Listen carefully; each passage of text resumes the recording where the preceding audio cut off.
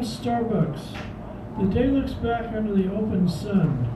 Leaves are like silent castanets murmuring to the wind, the silent wind that shakes the branches. A quiet of something to say to nothing. There's the nothing and everything that is air and only air. Hey, thank you very much. All right. Thank you all. We have Ann, Leonard, and Clive, and Stephanie, Wendy, myself, Edward, and Mark. Ann, come on up here, my dear. Friendly, peaceable, quiet, the kind of poet I always wish I could be. And Jim Brock is. Yeah, from the punk book again. I'd left off when the Clash came to town. So I'll start up again there. This is probably about 79, I guess. The buzz was all over town, or maybe early, it must have been, yes, the buzz was all over town in late January that the Clash's Pearl Harbor tour was coming. But they were playing for Bill Graham Presents across the bay at the Berkeley Community Theater for $6 a ticket. Between the cost of the ticket and the commute, no one I knew would get a chance to go. Besides, the theater was a sit-down venue with lots of security, and who wanted to stay seated when the Clash were playing? One of the innovative cadres that helped keep the scene in high gear was New Youth, a group of younger punks, including some of the Broadway hotel kids, a.k.a. the Baldies. This activist squad, with its agenda of lower prices for punk concerts, all ages shows, and a minimum payment for all bands on the bill, was a spin-off of the Dills' MAP boycott. Along with the Dills, Peter Urban and Peter Impengo, a Filipino Christian ascetic who had Tony Kinman's of the Dills' ear and Joe Strummer's ear of Clash, New Youth convinced the Clash to play for the Temple Beautiful's kickoff show on February 8, 1979. Bill Graham agreed, but only if the band's name was kept off handbills until after the doors closed on their show in Berkeley the night before. To get around it, New Youth was stapling up flyers with, quote-unquote, "the only English band that matters," printed in boldface above the Clash's picture all over the Bay Area. With a price of $3 at the door, I could afford to go, and caught the bus to Kirk's new South of Market studio so I could ride out to Geary and Fillmore in his old Mercury. Kirk had been collecting night train bottles from the street in his new neighborhood on Folsom for the past month. He had set them into a 20-foot pillar of wet concrete with their shiny green bottoms facing out in an attempt to create a giant night train caterpillar. You know, it went up to the ceiling. A very high ceiling, not this low ceiling. The concrete was too heavy and had dried into sagging monolith in the middle of the studio, looking a little sad. It hadn't turned out to be the great new conversation starter. When I got there, he'd been drinking a lot of beer and was blasting Early Stones on the stereo. The sign from Mother's Bar up the street had blown down, and he picked up the pieces, using the large plastic quarters as background material for a series of found object paintings. The one he was working on was from a fragment originally featuring a martini glass with an olive and swizzle stick in raised plastic. A pink female torso and thighs had been painted around the triangular martini glass, which was now a patch of black pubic hair, with the olive at the bottom of the glass painted red for a cherry. And it was like about this big here. Okay, the segment. Kirk told me he was painting a totem to help conjure up a sexual encounter that night. It was the first show at the Temple Beautiful, a fantastic old Victorian synagogue with lots of darkwood paneling and massive chandeliers. The show was packed and the crowd completely wild. Kirk and I spent the night working up a sweat, drinking one beer after another and dancing to three great bands in a row. When Ivy and I made a trip to the bathroom, we pushed through the door to find the diminutive Pop-Tarts sitting cross-legged on the marble floor in front of the stalls like three little monkeys. They were tripping on acid, their eyes like saucers, when suddenly the girls raised their index fingers in unison, pointing and laughing at us. I got pissed, and Ivy hauled me out of there, worried that I'd turned their trip into a bummer. The next morning, I woke up at Kirk's studio with a new appreciation for ritualistic powers of dance, intoxication, and totems. New Youth had a war chest of about $3,000 after their successful hijacking of Bill Graham Presents. which they invested in promoting a number of small venue shows favored by the hardcore. They also printed and distributed their Little Pink Book, a directory of alternative music business resources that listed punk-friendly zines, indie record labels, record stores, and clubs. The Little Pink Book, the brainchild of Sarah Salar and Caitlin Hines and Sadie Ferguson, pointed the way for bands to navigate what was mostly an underground word-of-mouth scene to help them get their music out through the entertainment megasource stranglehold. Until New Youth published their guide, Ivy's Punk Calendar had been the only entertainment clearinghouse for the punk scene. Before that, we'd had to rely on impromptu phone trees and friends of the band info to find out what was up. For 2 days straight, just before putting out the monthly issue, Ivy had an excuse to take over the Jump Street glitter-painted phone and plug into citywide punk gossip, calling her connections at the different clubs and theaters. The San Francisco Chronicle's Pink section didn't have a shovel that could dig deep enough to mine San Francisco's wildly diverse underground scene. They would never have known that the Mutants were hosting a call-in talk show for Target Video's Punk TV show on local SF Channel 25, or that Magdalene Karokos was setting fire to donuts hanging from a metal coat rack at the SF Art Institute, or that Aquarius Records had fresh copies of Can You Hear Me, Live at the Deaf Club, and a painted black cover by the Modettes. Yeah. Historical fact. Historical. True history.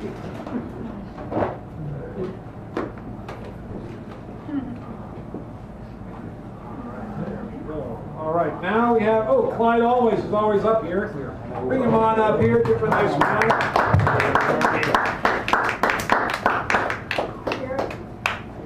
So in lieu of my usual introduction, I'd like to forewarn you all that tonight's tale is not a happy one or a funny one.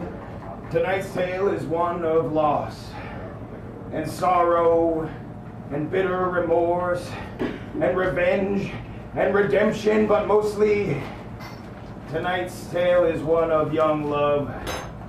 So listen well if you'd be so kind, and without any further ado, here it is. Old Town Blues by me, yours truly, Clyde Always. A great cold gray encased the bay, acid rain on Oak Town. Great gusts of wind kept rolling in and drenching every clown. One crackhead smiled upwardly, his one tooth left was brown.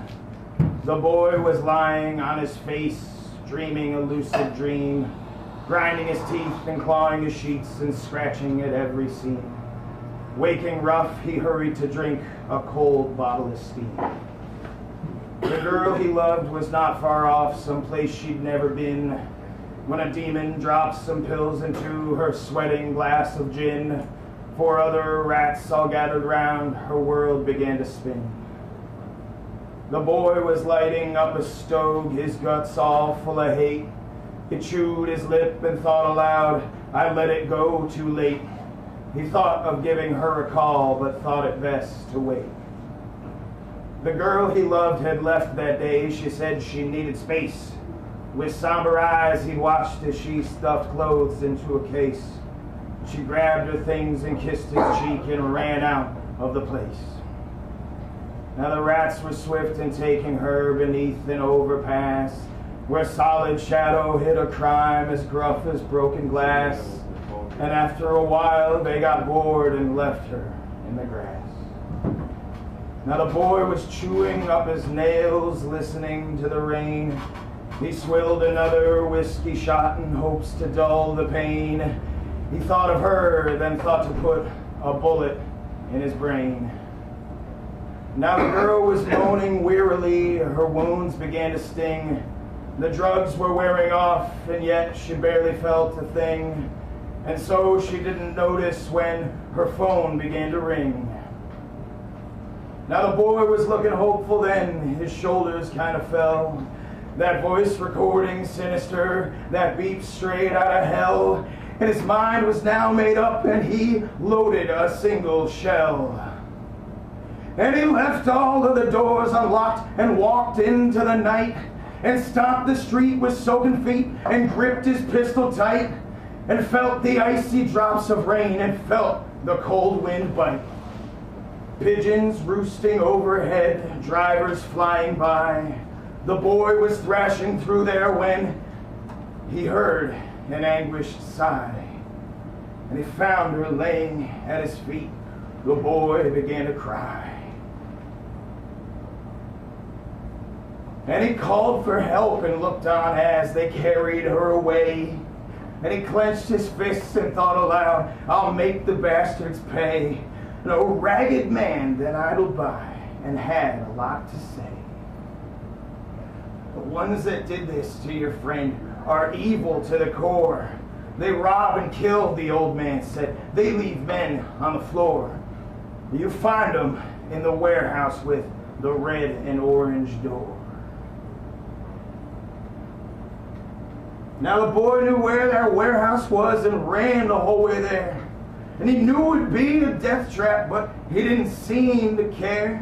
As he kicked the door down, bursting in, staring an icy stare.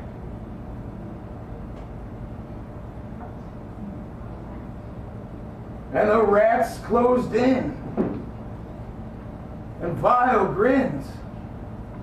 The tall one drew a knife. The boy stood fast and drew his gun and took the tall one's life. The boy no longer had to live a life of bitter strife. It's coming up, everybody, the epilogue, so just sit tight, because it's on its way. It's the epilogue to Oaktown Blues. It's a minute you've been waiting for. It's a year in the making. I wrote this poem when I was in a very dark place, and it took me a long time to come up with the epilogue, so here it is, the epilogue. The girl was in recovery. 3 weeks and not a sign. When the nurse brought in a single rose and a card without a line, the girl knew then, wherever he was, the boy would be just fine. Thanks, everybody. That's so cool. Thank you. Good job. I don't know how they do that. So just let me read the next Remember that stuff. set of readers. We have Stephanie, Manning, Wendy, Walters, Ambrose, myself, Dan, Edward, Mike Hugh, Martin, Joseph, Garrett, and then our mini feature for the evening, having not a teacher that make you love. And so, Stephanie, take the mic and give her an extra large round. She was really helpful, caring, and kind, and wonderful. Even to me. That was really good, collaborator. And so I'm going to read a couple of Maya Angelou poems, and this first one I'm not so sure that the website got every line because it ends with a comma and makes you wonder, well, there might be another line, and it's called When You Come. When you come to me unbidden, beckoning me to long ago rooms where memories lie, offering me as a child an attic, gatherings of days too few, baubles of stolen kisses, trinkets of borrowed loves, trunks of secret words.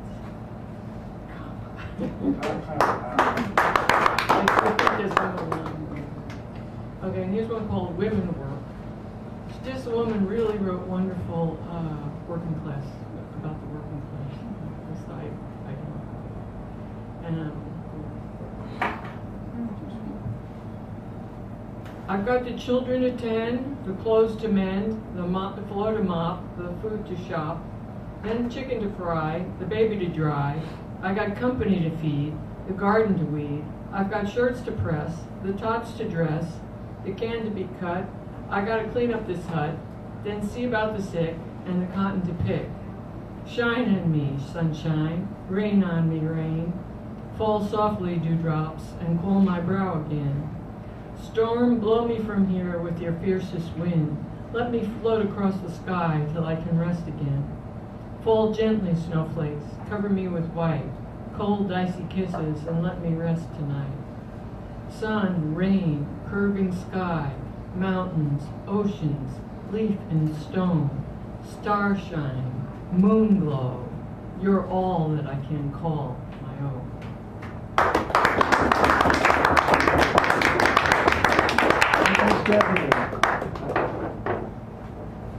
All right, Wendy, then Ambrose, then me, then Edward, then Mike.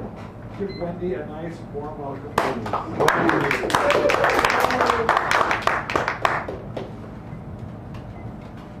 I just want to say thank you to Maya.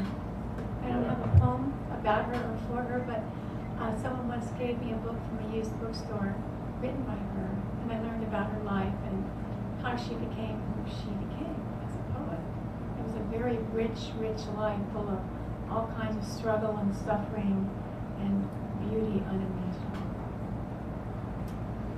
So, thank you, Maya Angelou. The first poem I'm going to read is a poem about children.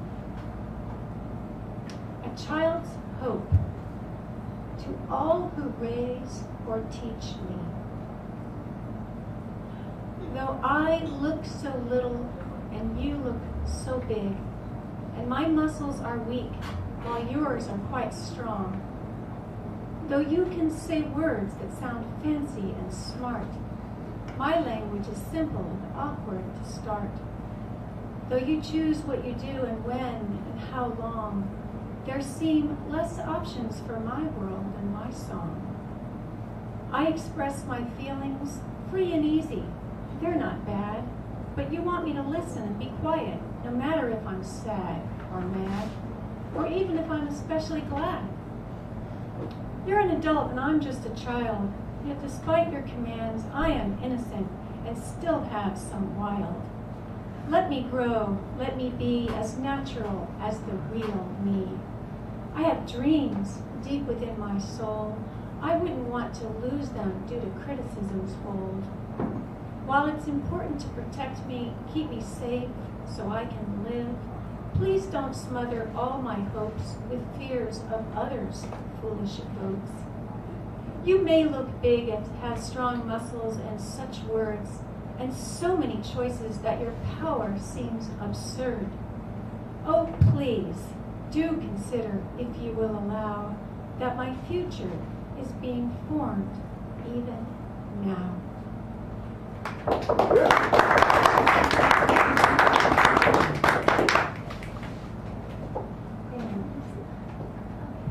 We had a blackout yesterday at the school I worked at, so I pulled out my poem about the blackout that we had last year in San Francisco.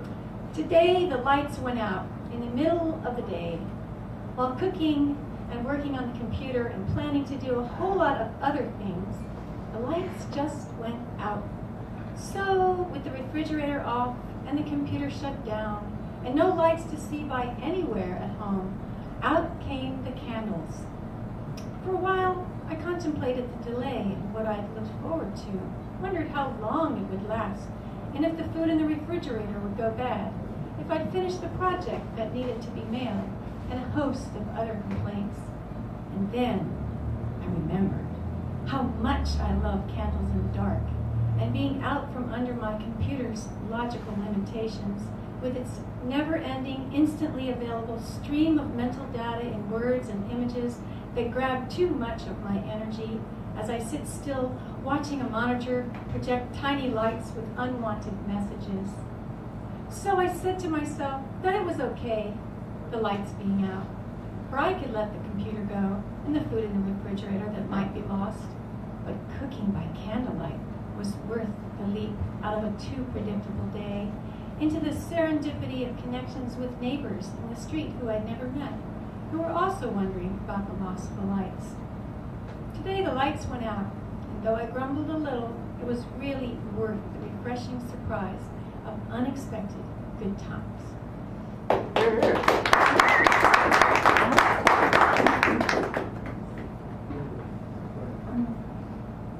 This is called Heritage. I want to be free now. Not tomorrow, today. Not in some other time. Not when someone else comes to say. Now, in fact, you are free. Without doubt, they so decree. This is your heritage, certainly. But the prison is old. It lies hidden and deep, with shackles that hold down my dreams while I sleep. I want to touch every aspect of freedom, made real, that it's not just possible, but it's what I feel. I want the bell of happiness to ring loud and clear, yet I wonder how this will be when there's the trouble of fear. For the prison is old, it lies hidden and deep, with shackles that hold down my dreams while I sleep. Still, I would breathe every breath for as long as I live, fully free, not a captive. What will do this? What will give? Well, I declare, though I feel all this pain, I will make freedom mine and not wait in vain. You can't tell me what to think, though you may push me to do. And no matter what you believe, I can still love you. I can breathe every breath for as long as I live, becoming free, no more a captive. Love can do this. Love can give. I want to realize now that in truth I am free, even if not yet a fact. It is this I decree. Such is my heritage, certainly.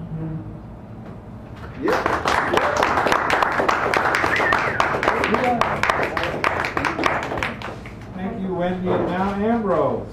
Ambrose Moeller, right? Is that it? Yeah. Okay, and then me, then Edward, Martin, Garrett, and our Minnie. Welcome back. It's been a while. Thanks. Yeah. Wow. A few months.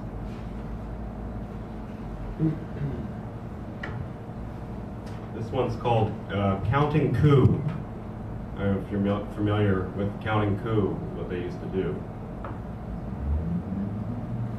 We met on Geary. Your clothes were a patchwork, and you looked like you needed a drink. I certainly did. After months of bullshitting sobriety, I needed to return to something. Familiar is not quite the word. But you looked good as we walked through my neighborhood where you stole fruit from the vendors. I was happy to be with you, holding what I was able to legally procure, and at dusk and the dimming of the day. The drink was gone and we were at play. Somehow my hand had been cut bloody. We'd fought, I assume, as the room was a mess. You had used a piece of glass on me, and then showed me your naked body. By dinner time we were thick as thieves, together in a 3-star restaurant, drinking throughout the meal. I only wished you'd listened when I said, don't stop for anything, fleeing from the dime and ditch. But you did, and for a measly cigarette. I kept going, and for that, Jesus, bitch, I truly feel bad. Next poem. I have this memory. It's like a pebble in my shoe. In it, you were driving me through the deserted night of South City in the Honda. Only now, somehow, I remember what you said to me. It was, I have to take this off. There's something in my shoe. I hope your memories of me are peppered with stupid things like this, because there was a lot of stupid, and I'm fine with all of it.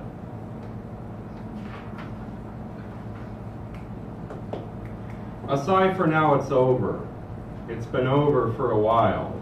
Fish fajitas, and Tecate, and the TV, and tough luck, and the summer dips and cigarettes for getting past those days. Not forgotten, irreplaceable, dreams bleached by the sun. And it rises and it sees us down, the tackle and the bait. Moth-eaten is the sweater that was often worn again. Yep.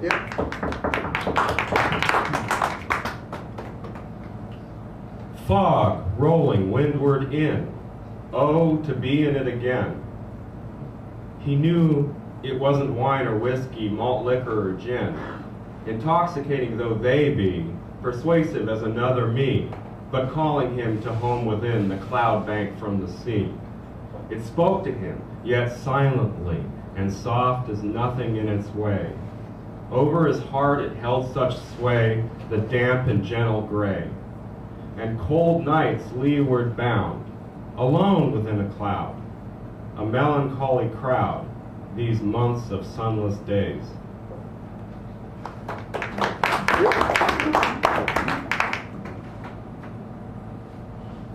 This one's called Walk Off. The baseball team won the World Series. It was a party down Market from 10 till 2. That's when the crowd was clear. Can't have too much fun. It might get crazy. people might start to see things as they truly stand. So you make way for the columns of the law and their willing hand. Everyone did, except for one man, and he made it halfway through, marching against and between the two lines of blue, before they kicked him to the curb. He was okay, he walked away. Otherwise, there might have been a problem, but who can say?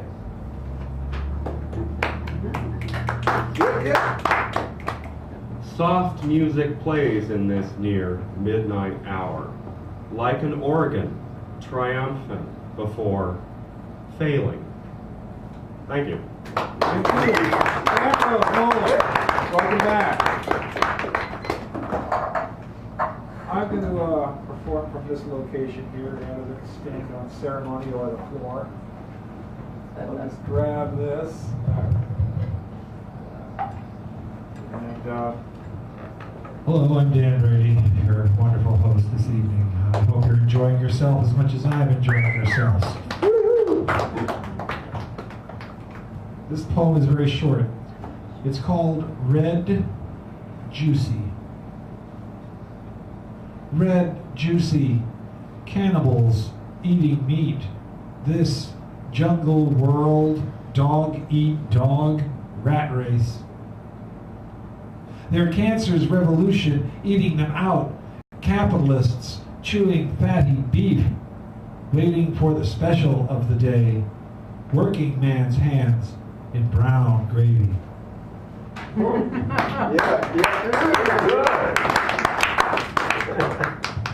And this is for those meditative of mind. Is there haiku here or there or anywhere? None of them saw it. The stone I had skipped 25 times or more. I should have had a camera. On the path, stepping over one ant only to come down upon another. I'm an elementary school teacher, so this is from that vein. May. Kids off the hook into grassy meadows making dandelion wishes.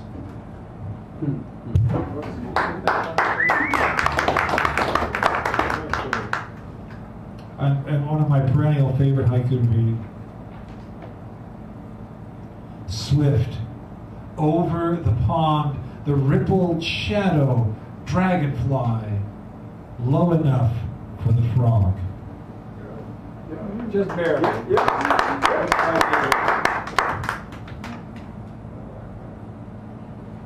Okay. This other one is also short, so and then I'll be done. So this doesn't have any title, but it is reminiscent of Rumi, if you know Rumi. If you knew Rumi like I knew Rumi. Okay, stop that. I stopped. Get on the brakes. Wicked man. Yes, please. I'll sign the petition. Okay, so that has no title. It's reminiscent of Rumi, but that's not the title. That's a good title. Oh, yeah. But forget that. It's untitled. See? All right. All right. Drunk on the divine again and again. What flavor is it this time? Meringue? Key lime? Or a tangy cocoa drip? What say? In this rich life, we are all we deliver of it, and more. Trust me, it's all up to us. Without us, it's going nowhere fast, as my mom used to say. And then some, as Dad would add. So please join in with me and indulge me. Raise that precious cup, turn and dip in, take a full measure, more. Let your vessel be over full, overtop it, and then pour in more.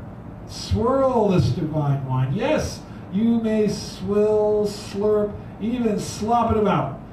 For there's one thing about this vintage There's always more where that came from. And a good time with each draught, too, as Tom would say. Believe you me, as Mary might add, and as we all used to say, believe me you, before laughing. So, remember, grasshopper, that the chorus of one must needs be a chorus of the many. So does this divine wine serve itself, its vineyard, and all the swelling hearts of those such as we who are lolling in its swells, joyous as we are profoundly lost in our cups.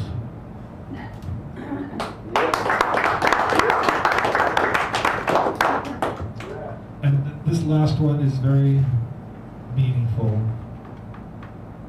philosophical, existential, and irreplaceable. No title. There are ages which come and go, lands that vanish, seas which move. Time does not speak to us of these creatures. Time does not speak to us at all. It has heard that we are deaf. It would signal, but it has heard we are blind. It would do a song and dance, go the extra mile, give us the whole 9 yards. But we are not at home anymore in this world, and time knows it. That's why time is going its way now, leaving us to ours. Now, if we were wise, we would heed, ask after it, but we aren't wise, that is, so won't. And it's not as if we haven't for the longest time seemed to care one teeny tiny little bit. And now, well now, time has run out. And it's all on us. By the way, do you hear that fat lady singing? Just asking. Thank you so much. Fun ones from the gallery. All right, and now, Edward, my cue. Bring him up with a nice round. Please warm the mic up and we'll arrange it for him. What was your name? Ambrose? Yeah. How about a square of applause? Wouldn't that be better? Yeah. You have corners. And you know, in San Francisco, when you have corners, and you do that with your tires, then you might not roll down the hill. So that's obscure. R.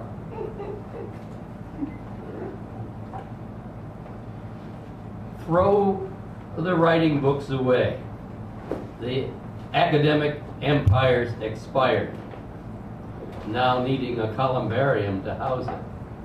Bring down from the mountain new graven plaques to the tsunamis and those golden calf worshippers. I'm being interviewed. I actually got interviewed for a magazine abroad. And a year or so ago, and I got thinking about how you do it, and I was uncomfortable. So I'm being interviewed. It's not a deposition. It's not a deposition. Some of the engraved events become more painterly here, all the while doing so many other things. Life, it doesn't do us in, but we ride it as the comet's tail, laughing and also sniffling onward, hanging tight and twisting back, throw a look both down and backward. Help, help, help, we say. Then we just go on living for a while, not knowing how long, ordering our BLTAs, bacon, lettuce, tomato, avocado. And I say not a deposition to explain not drifting into bibliographizing, if that is a word. Who will interview you? And does it matter? Our words are ours to spin. And here's one. Diamond, I've been working on stuff and destroying things and remembering Larry Fixel, who was a poet, philosopher, and critic in town. He used to talk about time to destroy, to discover. And and if we destroy everything of ours, if we still have us, we could make new things. And this is one that's I've been fooling around with. Diamonds on parchment. There are diamonds in dark alleys of broken glass when the moon makes its way into narrow lanes when we sleep. But by now, so many movements and isms have blown through my word kitchen that the kitten in my mind's corner in the basket under the old gas stoves, bouncing from surrealism to symbolism. The post-avant-garde's a canker, or maybe I mean a cantankerous jungle jangler with yens for villanelles and rhyme, maybe rondos with deep cones inside. Because once I had a dream that I'd memorize a lot of sacred books from the Quran, the Bible, old and new, the Book of the Dead, the Kalevala, the I Ching, if it is a sacred book, and it all came to seem like hitting speed bumps that smelled of a pheromone breakdown, leaving paw prints on parchment. But when the moon makes its way through dark alleys of broken glass, in those narrow lanes when we sleep, those cat paw prints seem diamonds. Then I again remember Boston in 1960 when I was 23 in Mrs. Curtis's row house in a lighthouse keeping room high up on Dartmouth Place when the moon made its way coming home through a dark alley of broken glass, down the steps into that tinkling, sparkling diamond carpet.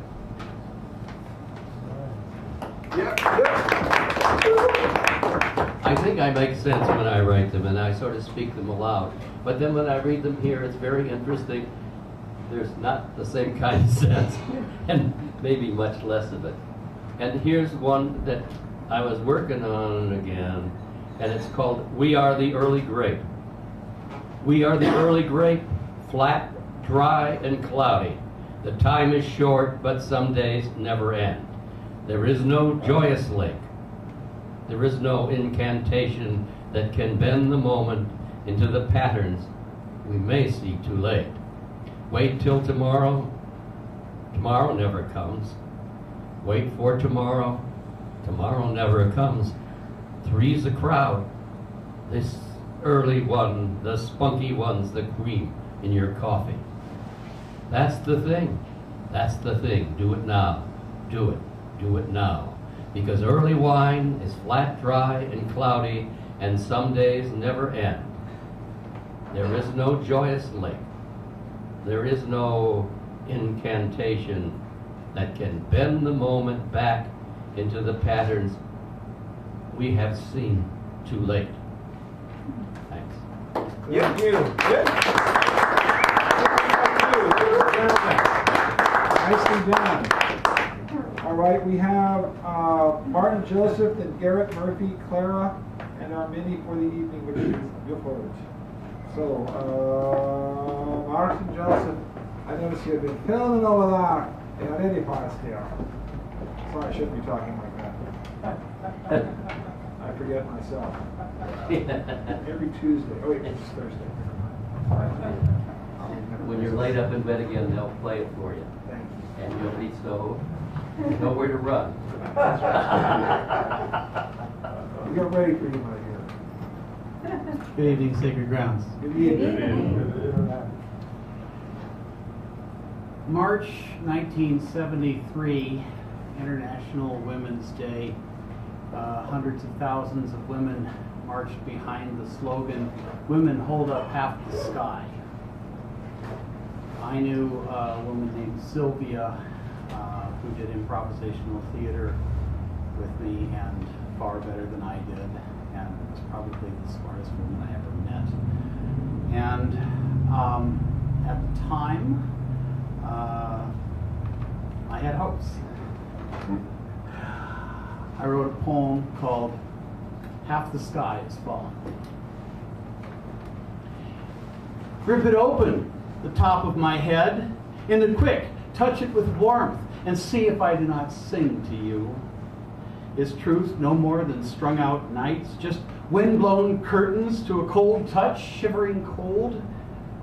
Faint then, howl then, run then, fly, into the mist indifferent night that rolls its hills lit up like a giant pinball machine, a carnival whose silence is broken by a hipster jiving me and hitting on a passing woman at the same time. At 4th and Mission, I helped drunken Harry down to the Mars Hotel because he didn't have the ways and means and all he wanted was out. Under it all, past the organ grinder's melody, through salami smells, red checked tablecloths, a bottle of wine, and your smile. Unexpected, breaking out like a bubble, like a star hung upon a moment, like I hoped would not happen, gone, dissolved, like my memory, fading.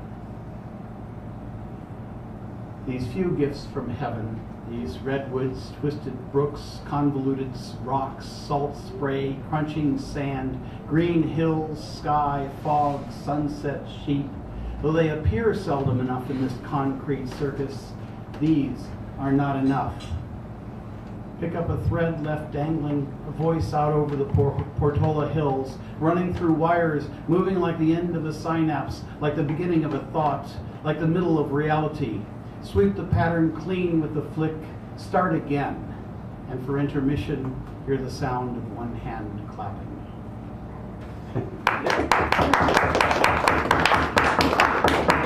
That was Martin Joseph. Garrett, then Clara, then Buford as our mini. Garrett Murphy, bring him on for the next round, please.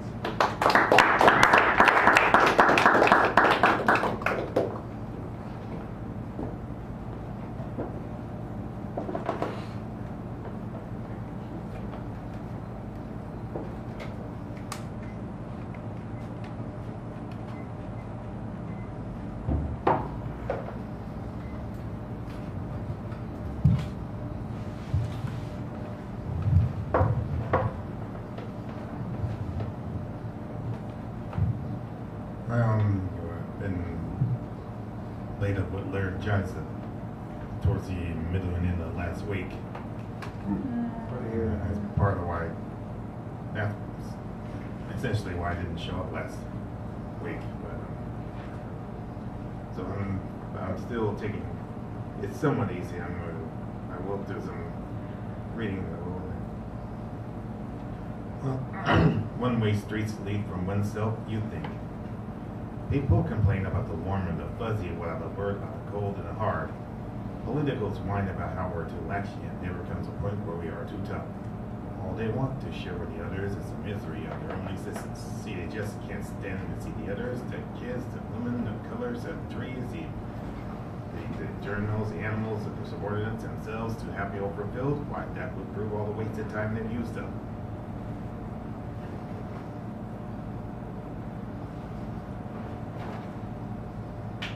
Yep. A poem about nothing. Nothing to say, nothing to do, nothing comes to mind. Drawing a blank is a nothing. Not a thing, nothing from nothing means nothing. Even multiplied by a number of something, it still means nothing. Empty or nada or zero, zilch, as far as anything, and nothing is the best friends of the antis of the world.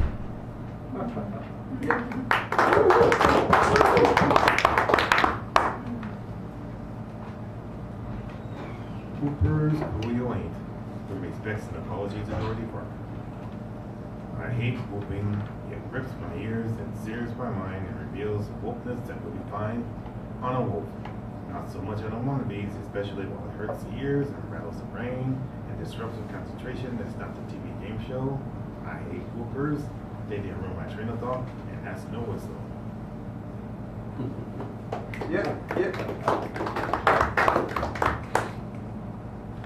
Hostess body.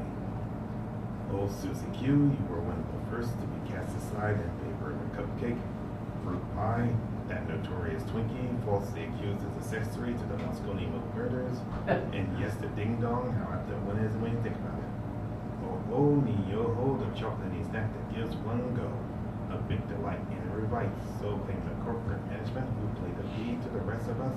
Employees, rank and file, Donny Madison, Toscana and Colombo French breads, even Wonder Bread, a countless bunch of others, and ultimately we gullible consumers who, under all our noses, were cast as the ice that the bee cobbled up, chomping at the bit of its own snowball event. But just like the glutton in the yellow submarine, the B players ate up everything they could, a big delight in everybody need, till they finally swallowed themselves all up and out of existence, or was it indigestion from a union that refused to go down quietly? In any case, crash another snack maker that gave itself go.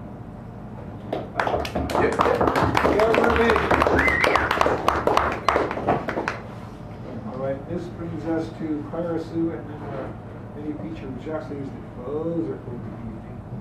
I would like to warm up the microphone if you would please, Clara Sue. Bring it right out with us.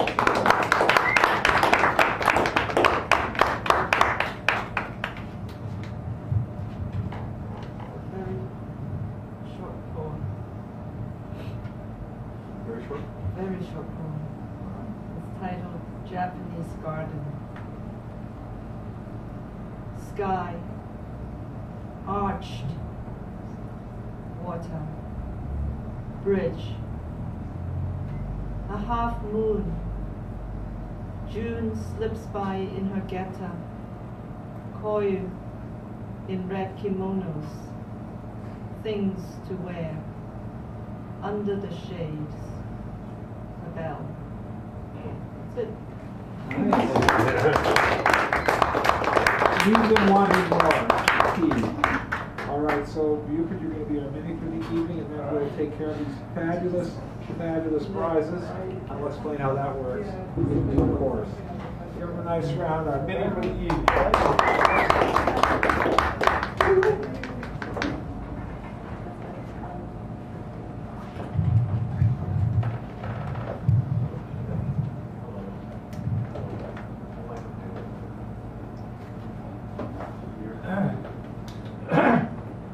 She's pretty.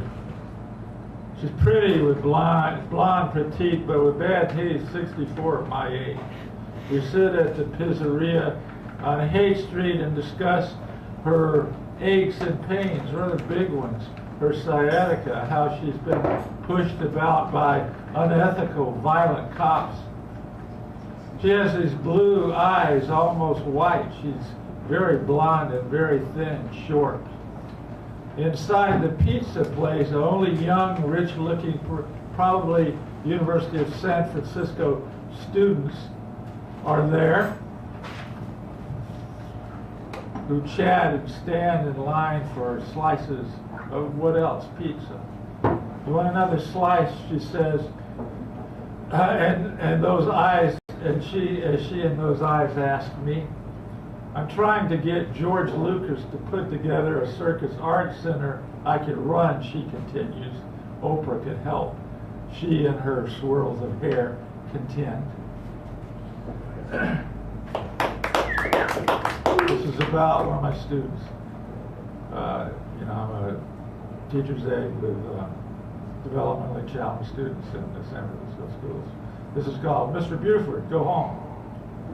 It's like a giant, gentle command from this gentle giant, the 6 foot, 190-pound, 15-year-old, bidding me so long as I leave a bit over an hour before the rest of the school day, having opened up the classroom and the gate to the buses where my special ed students walk through in the morning to an always interesting day, sometimes interestingly good, sometimes bad, hopefully a positive day where Keenan, the author of this bidding, is happy because this kid is always nice as long as someone doesn't hurt him. Autism is a mean trick at birth for those like this young man. He has this great heart, or at least a neutral one, a long flat top, the hair high upon his head like lawn grass.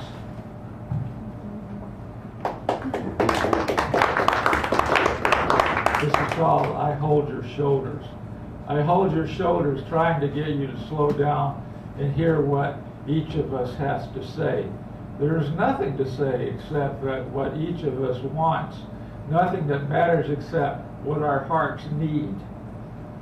Pulling your cart along, most of the belongings you seem to want to keep or selling or give away. You move away from me when I approach you, you seeming to want and not want me at the same time.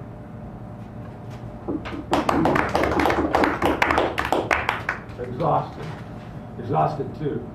I had a poem named Exhausted, published a long time ago, and this is similar. I'm tired from working. The teacher gone for 2 days to a workshop, or perhaps a job interview. We hates holding things together, which is true even when she's there. She seems to think of us as useless, and we may think the same thing of her, which is no way to run a classroom with students suffering. These kids encourage us, especially the often mature, fun-loving senior with the shunt in his brain to drain off water.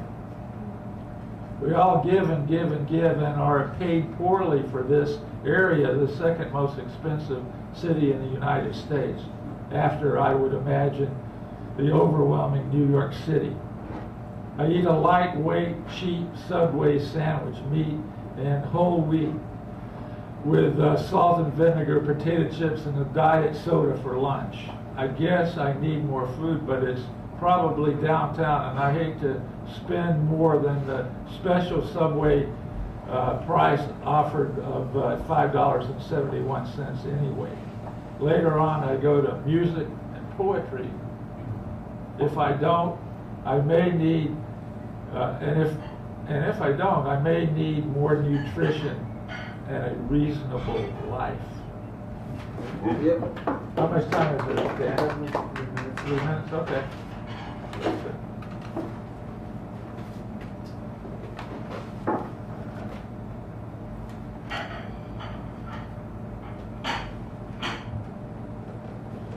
One day closer to death without a woman.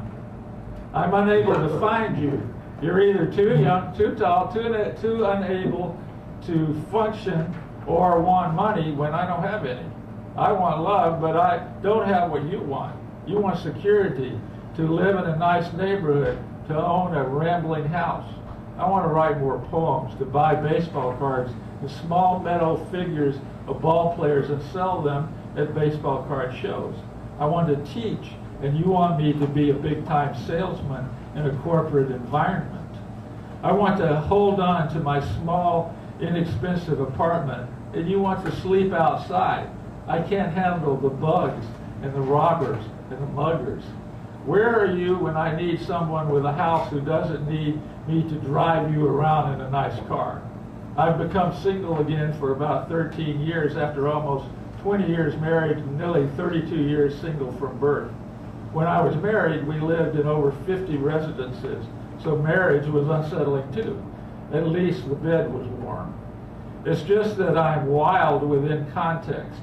I need a job and inside space, and not to be going off all over the place to live for a few months and over to somewhere else where I grew up and don't really want to ever see again. I'm trying to find balance and companionship. Don't bore me, yet don't drive me crazy. I've been there before. Oh, you know what to do. Thank you, Beard. All right, as is tradition will have it, I'm going to reintroduce the door prizes from the house. I can see it's a high probability that you are a winner. So, actually, I had a chance to look at this. Across 5 Aprils is an exciting story set in the American Civil War involving courage, bravery, violence, horror, and redemption. All right. Rattle. It doesn't do that, but it's a magazine from the summer of 2006. There are some good poems in this. I did look, not the whole thing, but some. Don Brennan's Barbaria, a planner in case you need a plan. You don't think you have a plan. Your life is planless. This is your prize. Greater Journey. It's Americans in Paris. This is set early in the century, and it is really a fascinating read. There's some nice illustrations in it, but I enjoyed it. The person who wrote it has a real gift for creating characters and settings, so it's a fun read. Sierra, Mild versus Wild, and 2, count them, 2 poetry magazines. Now you say, well, how do I win one of these fabulous prizes? And I will say, when you sign in, there's a number next to your name, and these cards, as you can see, have numbers on them. I shuffle these cards appropriately or inappropriately enough to surprise someone to my immediate left. will cut the cards and guarantee that, yes, they are randomized in some random fashion to allow a random element of chance to randomize the distribution of these randomly selected prizes. He's doing a good job. So do you know them in advance? I know everything in advance, but no one pays me for it. Thank you so much. You need in advance. I need in advance. Why do they call it whenever you go to these things and you're trying to get ahead with your life? They call it a retreat. When you're trying to advance, they call it a retreat. I don't get that. Anyway, a drum roll, please. You do it again. Yes, thank you. Buford Bunt, you are the first winner of the evening. Come up and claim your prize. Sit down and get back out. That's good. Goes for the Poetry Magazine. Thank you so much. And, we don't have it number 12. Someone signed that spot. This would have to be Martin Joseph. I thought I signed between the lines. Yeah, see, but he said 13B, and since there's no one at 14, you're 14. 13B. I'm clever that way. Yeah. He takes the travel logbook. Very good. Enjoy it. Ann Leonard, once again, the queen of victorious winners, comes up here and snags yet another prize. What number does she have? She had number 5, actually. So is there a mini feature? Yes, there is a mini I have a feature. mini feature. Okay, let me. Can you write her one poem? Yes. Need a mini feature. Okay, she is the mini feature. Thank you so much. Okay, we're sitting with you. Hey. So she'll be. That's how you get to be a mini feature. You decide to take that set of a prize. I'm sorry I didn't make that clear to the individuals. I've been here already. All right, let's go again. Wendy Walters. You are a winner for this evening.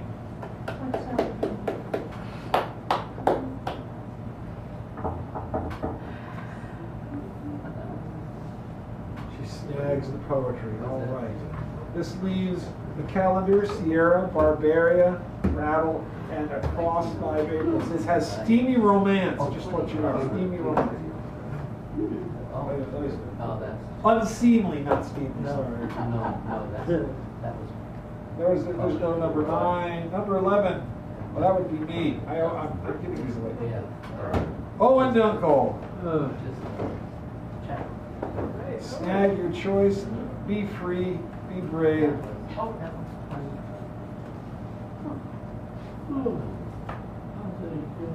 Started out. All right. He goes for the adventure during the Civil War. You want that? That's fine. You want it to switch? No, that's okay. All right. Let me put the picture. Cesar. You are already a I'll winner. pass. I got too much stuff. Edward. Yes. Yes. Would you like one of these fine prizes designed with your mind in mind? My mind in mind? Well, You got a that's what they comic told book? me to say. I say whatever it says on the little magic card that's in my mind. Uh-huh. Little chip that whispers in your ear that you never mind. Yeah. I got. Yes. I've had like 3 of these so far. Well, don't take a 4th one. Yeah. Everybody, Magazine. they don't return. Okay. So they've been gone. I'm hoping that somebody will read this one day and get it. Oh, yeah, you can Switch Yeah. this one? Yes, you You can. have your choice of this one. No, Yeah, if you would I like want this. this. You want that? All right. Yeah. So Don Brennan has been taken. Now we have Rattle, Chris Trian, I'll pass. I got so much. and everybody's so lucky. Ambrose? Yes? No? No. Okay. And Clara, I know you're going to be. Clyde, is Clyde still here? Yeah, I'm here. Clyde, you have 3 fabulous choices before your very eyes. Other people know. So this was brought back because he wanted to get the Barbarian. That's a good one. Yeah, it is. It's very nice. The romance? No, that's the Civil War one. This is like turn of the century Paris. It's an interesting read. It's an interesting read. Pollock is a good Anybody for Rattle? I read his Benjamin Going Franklin once? book. It was actually that was Twice. but All Queen right. City. Ladies and gentlemen, Raise your hand if you had an interesting time this evening. Clap your hands if you had a good time this evening. Thank you. Next week, we have Cassandra Dallett, who's a fairly well-known writer. She's going to do a book party here. She'll bring copies of her book, and she is, as you might say, a dynamic reader. Dynamic reader. So come on by for that. Same bat time, same bat station. We're signing off. Yeah. Mrs. Calabash, wherever you are. All right. Thank you, Mr. Brady. Thank you.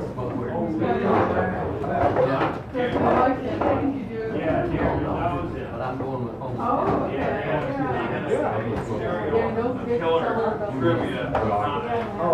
Camera.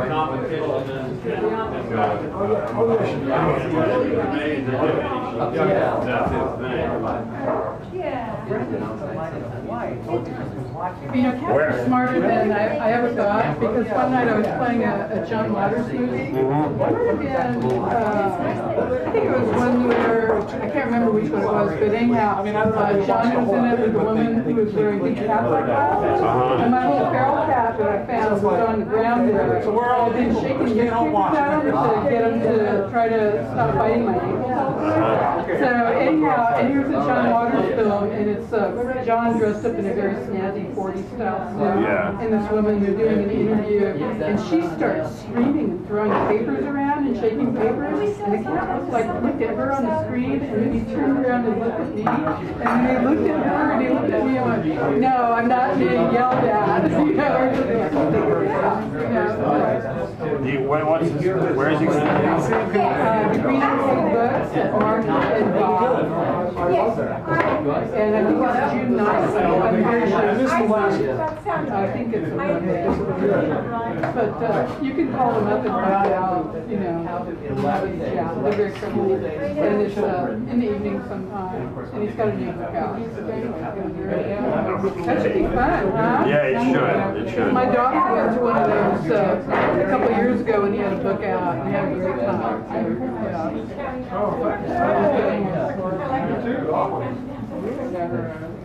Well, Hey, you're gonna run and catch a you book. see how it's destroying things? I don't know if you ever heard some of them or pieces of it. You never know, I'm a cannibal. Oh, some of those, I know, I don't think most of those I'd heard before. Yeah. They were very good. Yeah. I go to mine too. Yeah. So she might get. Thank you all. You know, I don't Thank you.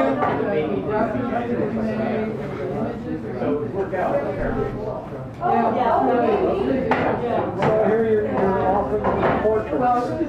Huh? Art Joseph's talking to me today. Yeah, we're trying some things, you know, to stimulate my creativity thing, you know, but we'll hit on something, you know, there's a million ways to approach it. Is he ready to go? Quite yet. There's a million ways to approach it, we'll figure something out, you know. It's a matter of market. Because there are people who are out there looking for what you have done. Well, I'm terrible with technology, computers, and everything like that. I have to present myself. Through those. Yeah, and other things, in other ways. And he's helping me with some ideas. Right now, I've been so concerned with Deirdre, you know. Yeah, he mentioned that. He mentioned, see, like, the thing that he mentioned was like, there's a scene principle that pays caretakers to take care of people. The problem is that Deirdre When I got there, it wasn't 15:15. I got home today. It was wrong. It was 14:15. So I walked out. refuses, it's sort of in denial that she needs anything like that. And he's going to say, okay, I'm walking out now. Doesn't want anybody coming in the house, doesn't want anybody talking to her, and feels she's going to be recovering soon when she isn't. But you know, it's 30th Avenue because I thought I was on 30th. I don't want to say anything. She's difficult. She's, you know, she's difficult because she's very proud. Yes. but at the same time, in need, you know, and so it all falls on me. And for years, everything I've done is wrong. And it's not that she said that it is, it just has been. And so it's really hard to get any kind of official thing going. But what I have to do is work with this gentleman here and try to make some money on pay, you know? Because I have a talent, I can make the fucking thing, you know? Make a brochure or something. Yeah, somebody ought to do that. Target a demographic marketer. Good night anyway. Good night. Next time, if you ever want to know how a poetry reading is going to go as far as the amount of people, ask me. It's astrological. All right. I knew tonight would be a slim crowd, but that's okay. Okay, thanks. Nobody believes in that anyway. Well, you know, some people. Oh boy. So how was your day today? Oh, it's all right. It's all right. You know. Huh? It's a 1 o'clock day. Oh. The last 2 are long days, though. Which I wish they had done it different. I wish they had done it the opposite way. Yeah, I'm actually going to go to my school tomorrow to see the 5th graders who were in my class. Go through their promotion. Good. And hang out for a little while, and Wendy's going to pick me up at the rescue me. Go use the bathroom really quick. Okay. Well, I'm glad you're going back there since that's what you want to do. Yeah, just. Oh, All can you right. watch my... Yes, I will watch your show. My bag is right there. Yes. You put a lot of heart into that stuff, I can tell. Well, you know, it's just like, it's been such a long, just, I can't believe it. You know, it's like, what's happening now is so many other things. So like our car got rear-ended, so now we have to figure out how we're replacing it. We have all these 3 or 4 different companies, the insurance company, the place of repair, the place that says they'll help us find a car, the other place that says they're going to help my bank help us find a car. So all those 4 people, 4 groups, they get phone calls or there's forms that have to be filled out. Then there's, I need to switch my healthcare provider because the healthcare provider that I have doesn't cover a lot of what's going on with my leg. So everything's out of network, which takes an extra step. So you got to go into Obamacare. No, it's my healthcare provider doesn't have the kind of surgery capacity, so I need to change my provider. But I'm still going through the healthcare process for the surgeries, and it's not time to change yet. But I got to find out how to change. Yeah. Then there's work. You've done all your surgery now? There may be one more small procedure in the fall, maybe. But you need to get it changed over and then pay for it. Well, I want to change before that happens so that I don't have to worry about going out of it. It's like more complex. Instead of just having you, your insurance company, your provider, and the doctor, you have another set. And have to get them all on the same page and like that. So it just makes it difficult. And like there have been days, even though I'm off work, there have been days that I've been on the phone for like a half hour here, a half hour there. An email has to be sent, and a phone message has to be taken, and then a letter has to be written, or something has to be read. You know, it's like, I'm just going to have time off. I should go get the car. Yes, you should. You want to ride home? Oh, gosh, yes. Do you want to walk with me to the car? Of course, yeah, that's a Come good back and idea. pick Dan up? Oh, would you put this That's a good idea. on that shelf over Okay. there? Yeah, I figured. Oh, you're going to just donate it? Yeah. Yeah, Why that's not? good, yeah. Why not? Oh, you got Barbarian in here. Yeah, I know. Yeah, that should. Good. He was a heck of a sacred house poet. Okay. Now, I shall be back very soon. All Or right, there's just- only one left over, so Okay. we should be back in about All right. 6 or 7 minutes. Okay.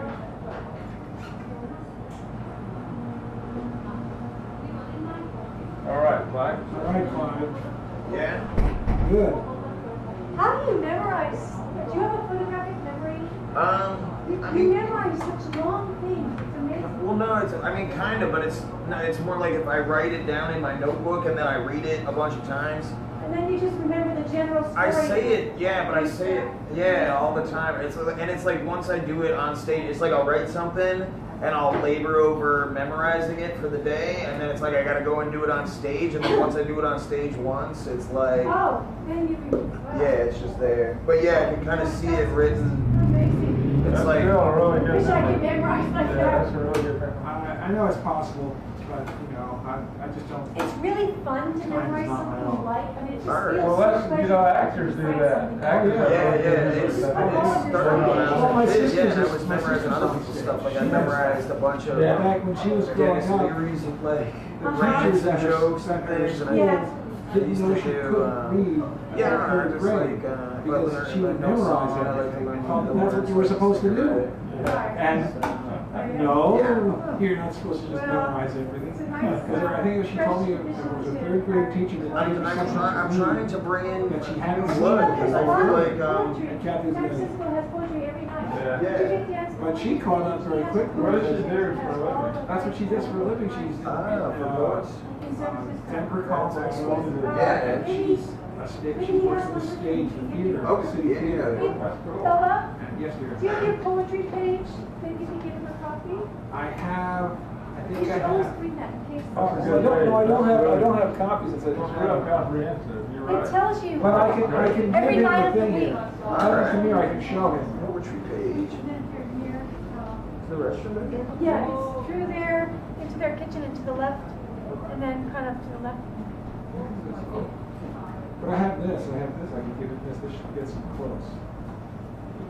Oh, okay, well, you just have to that. Alright. Okay, well, we're gonna go. All right. All right, we shall see you soon. So see you Okay. soon. All right.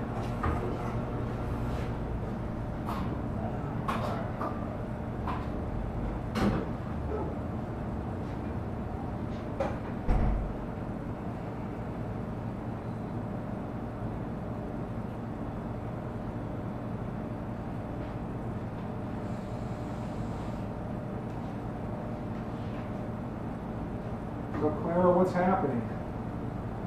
You're the last one. I'm getting something to drink. Oh, I see.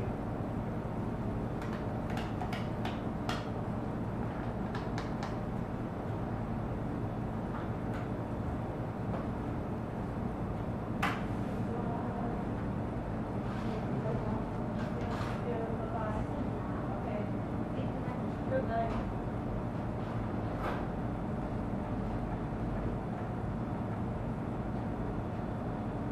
When you go get the car? Wendy went to go get the car. She's gonna come back here. It's not very far away. So what's up with you? A little bit discouraged today. I made a cover for my book, and then I Ah, sure. Okay. So on here is a URL for a website. That's my website. Okay. We go there and look for something. You say one-page guide or poets one page or one-page something. You click on that, and the first thing you'll go to is a little web page, and on that web page there'll be the printout version. Okay. So that knows all the open mics that I know of. Sure. Okay. And if there's any trouble with that, email me and I'll send you a copy. Just put my name in the subject line whenever you do that. Okay. Because then I'll know that it's somebody that I told to write me when they actually don't have their email yet. Gotcha. I told them to write me. That's my thing. Okay? Yeah. All right. Okay. Sounds good. It's always very good. Yeah, thanks. All right. It's okay. Good night, Claire. It's okay. Have a good one. Sorry, I wanted to be sure you got that. So, So I sent it for approval and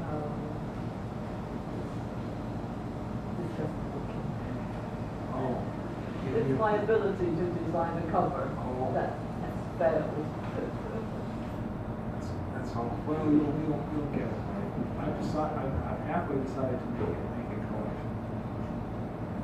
Halfway decided. I have an idea. I started going through poems that I think would fit in with this. I'm going to gather a bunch, then edit it down, and then see if I'm going to actually really fits. Good, excellent. So it's insight to riot.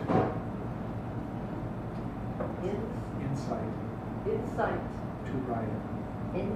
to riot. It's either going to be spelled I-N-C-I-T-E or I-N-S-I-G-H-T or both. But Maya will be right.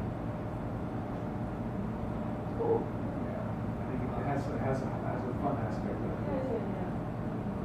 So we will see how that will be. There's so many things.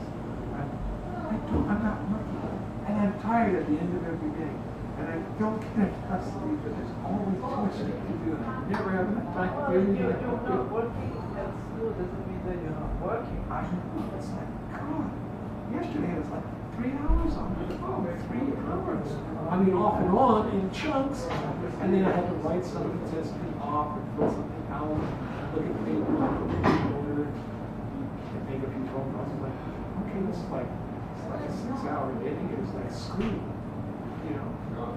Oh, by the way, I took my computer and the fax machine, the printer, took everything and gave it to the Oh, good.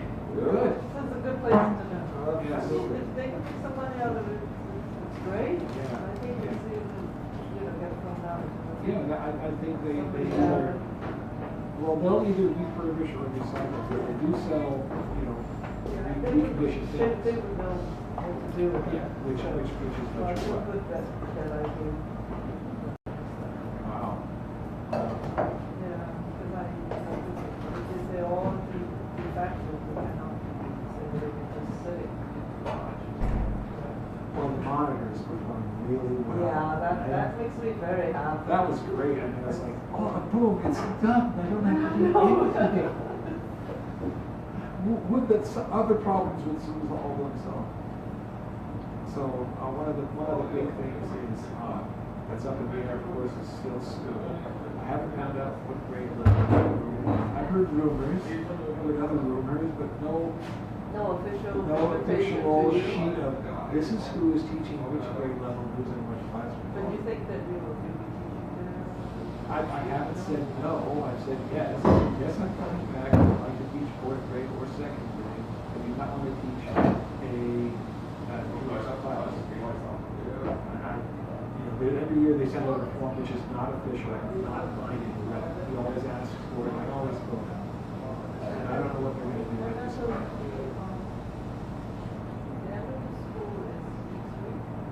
This Friday for San Francisco, it's this Friday. And tomorrow. That is tomorrow? No, next week. No, this week. Oh, this week. Tomorrow? Thursday and Friday. And what I'm going to do tomorrow is go and see the 5th graders that I saw in my class. I'm going to see them graduate or promote, actually. They call it graduation, but it's fun. That's sweet. Still, so I'm going to do that, hang out for a little while. Then he's going to drop me off and pick me up. It's 9 o'clock. He's going to be there. They come in, they sit down, and then there's speeches by different people and speeches by the kids, and then there's generalized schmoozing, picture taking, and the 5th graders. Then that's the end of their school year. Promotion to let you back unless they want to. And usually the 5th grade. It's up to Yeah, it's up to them if they want to. Yeah. And usually, none of them come back because the teacher's cleaning up and doing things. It's not really, say, what are you going to do this academic? Unless you're, finishing something specific. And you're trying to get out that way. Usually, it's cleaning up and doing things. I always use the last day of school to unpack the classroom and throw things out. I get tons of stuff to give the kids, Sometimes it's books and papers and art supplies and everything I can give. You want to take that poster off? Well, okay, great, take that poster. It's yours. And then sort of clean up and put stuff away. And come back for another day to put everything away, in a sense. So I don't know, like I said, I'm looking a little great about anything and something like that. Then we got. You're welcome. All right. Feeling good for you? Everything is fun, thanks. So there was no future schedule?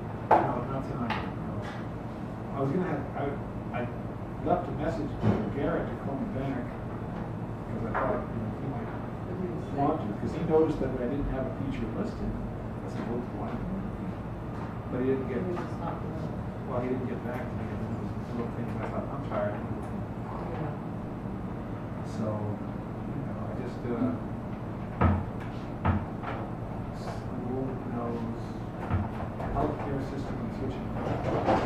Hey, buddy. So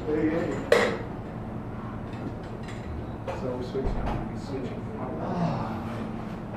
Middle of next month.